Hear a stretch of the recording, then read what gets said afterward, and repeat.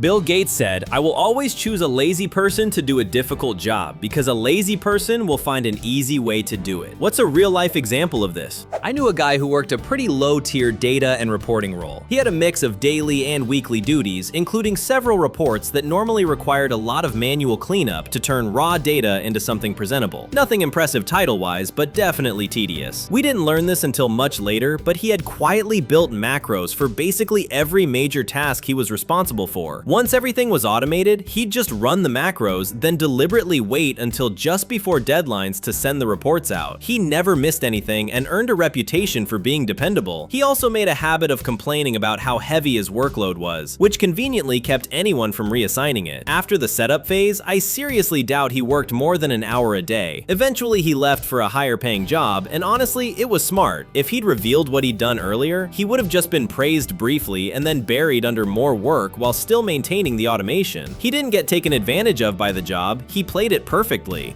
Any halfway decent IT guy will eventually automate his job so he can sit around browsing Reddit. When I left my last sysadmin job, the guy who replaced me called and asked how I've been doing the work of 3 people. He was following the daily playbook and was already massively behind. I asked him if he was using the manual playbook or the automated one, since I'd left both on my desk. Turns out my old boss had grabbed the automated one to keep things running and never bothered to tell the new hire it even existed. My brother offered my oldest nephew $10 a week if he did all his chores without being reminded or complaining. One day, he got home early and saw the neighbor kid throwing a trash bag away, asked what he was doing, and the kid said he was getting $5 a week to handle a few chores. Turned out my nephew had outsourced all his chores.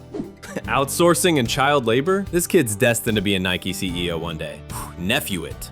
I worked in Goods Inn for an aircraft manufacturer as a summer job during university. Parts would arrive, we'd unpack them, then manually enter all the details into a terminal, which was painfully slow. I eventually realized the terminal keyboard supported custom shortcuts, so I set up macros for all the repetitive boilerplate. After that, logging an item took maybe 6 keystrokes. It saved me and my coworker hours every day, which we mostly spent pranking each other, messing with other warehouse staff, and occasionally annoying people at other sites.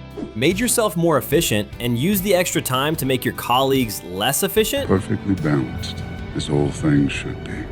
Years ago when I was a student, I had a job stocking shelves. The guys would haul the heavy boxes, drop them on the floor, then bend down over and over to pull items out and stock them. I was maybe 100 pounds soaking wet, and carrying those boxes was absolutely wrecking me. One day I got tired of it and had an idea. I put the box on an old desk chair and just rolled it along the aisle. No more lifting, no more constant bending. Instead of copying the idea, most of the guys called me lazy and kept hauling the boxes around to prove how strong they were. Funny thing is, now they use proper rolling carts to do the exact same job.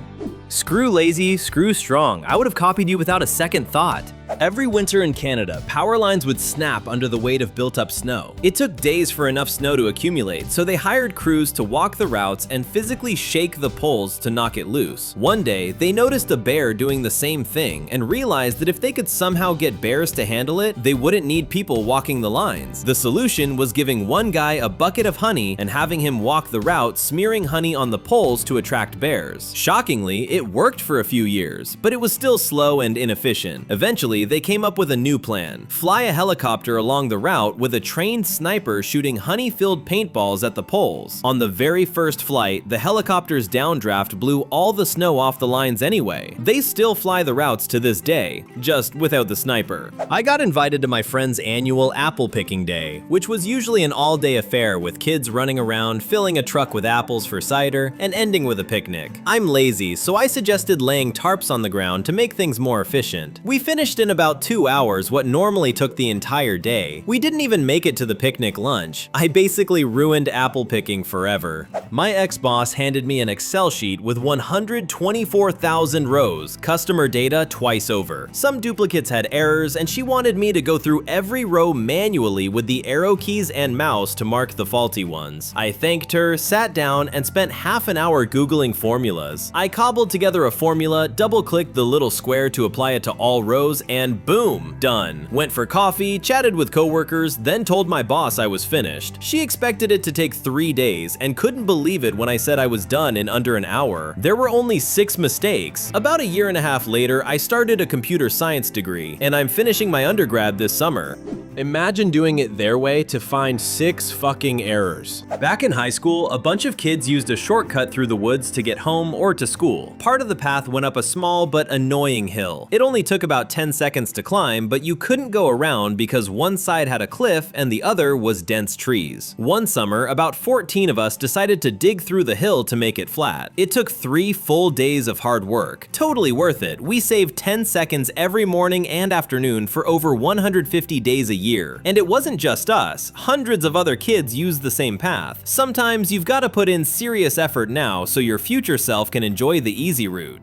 I don't know if this is a true story, but it kind of fits. There was a toothpaste factory that was shipping an unusually high number of empty boxes, so the head of the company hired a couple of engineers to develop a system to catch any empty boxes so they wouldn't get shipped with the ones that actually had toothpaste. The engineers built a system that would stop the line if a box weighed below a certain amount, and a worker would have to remove it and restart the line. The boss loved the idea and implemented it immediately, and the number of empty boxes shipped dropped to nearly 0. One day, the head of the company visited the plant and noticed a huge fan by the assembly line. Confused, he asked the plant manager why it was there. The manager explained that the workers were tired of stopping the line to remove empty boxes, so they hooked up a fan to blow them off the scale before the system could detect them. Laziness ended up creating an even more efficient and cost-effective solution. Lol, that urban legend has been going around forever. Seems to be a different product every time you hear it. When Carl Friedrich Gauss, the famous German mathematician and physicist, was in elementary school around 1784, his class was given the busy work of adding all the numbers from 1 to 100. This usually kept students occupied for about half an hour. 7-year-old Carl, however, quickly figured out the answer, 5050, while the rest of the class was still working. The surprised teacher asked how he did it, and Carl explained that he paired numbers from opposite ends. 1 plus 100 equals 101, 2 plus 99 equals 101, 3 plus 98 equals 101, and so on. He noticed there were 50 pairs of numbers, each totaling 101, and multiplying 50 by 101 gave him the final answer, 5050.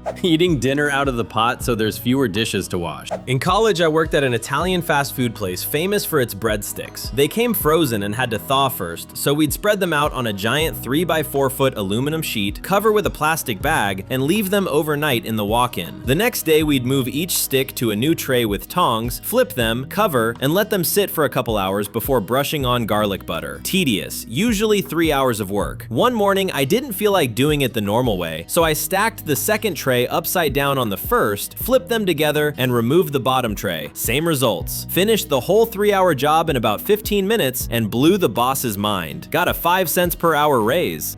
My girlfriend will kill me for this, but fuck it. I hate taking a finished toilet paper roll downstairs to throw it out. Me just leaving the empty roll in the bathroom annoys the crap out of my girlfriend, so I developed this strategy. When there was only a few sheets left, I'd start using sheets from a new roll and leave the old roll with sheets still on it. That way, she'd always be the one to finish the roll and have to take the empty one downstairs. Genius.